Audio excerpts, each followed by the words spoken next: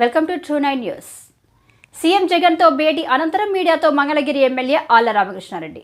వైఎస్ఆర్సీపీ తనకు అన్ని రకాల అండగా ఉంది. 2 సార్లు ఎమ్మెల్యే అయ్యే అవకాశం ఇచ్చిన పార్టీ వైఎస్ఆర్సీపీ పార్టీ. ఏది ఏమైనా మంగళగిరిలో వైసీపీ అభ్యర్థి బీసీ సామాజిక వర్గం నుంచే వైసీపీ అంటే తమకు అభిమానం కాబట్టే తిరిగి వైసీపీలోకి వచ్చాను అని అన్నారు.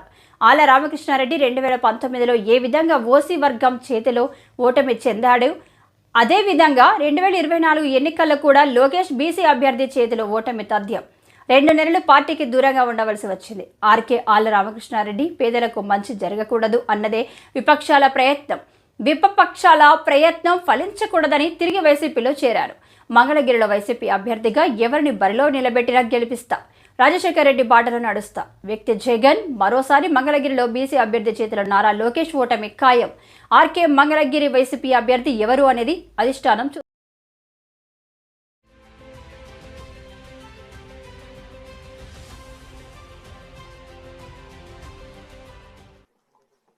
మంగళగిరిలో తిరిగి వైఎస్ఆర్ కాంగ్రెస్ పార్టీని గెలిపించడానికి మూడవసారి నేను తిరిగి వైఎస్ఆర్ కాంగ్రెస్ పార్టీలోకి జగన్మోహన్ రెడ్డి గారి దగ్గర చేరడం జరిగింది.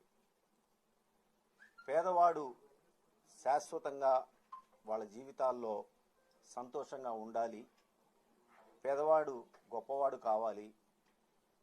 ప్రతి మధ్యతరగతి కుటుంబంలో కూడా ఎస్సీ, ఎస్టీ, బీసీ, మైనార్టీలు అందరూ కూడా వాళ్ళ జీవితాల్లో వెలుగులు నింపడానికి జగన్మోహన్ రెడ్డి గారు చేస్తున్నటువంటి కార్యక్రమాల్లో ఒక 2 నెలల కాలం పాటు నేను పక్కకు వైదొలిగినటువంటి పరిస్థితి నుంచి మళ్ళా తిరిగి ఆ జగనన్న బాటలో నడవాలి అని చెప్పేసి నేను నిశ్చయించుకొని తిరిగి రావటం జరిగింది.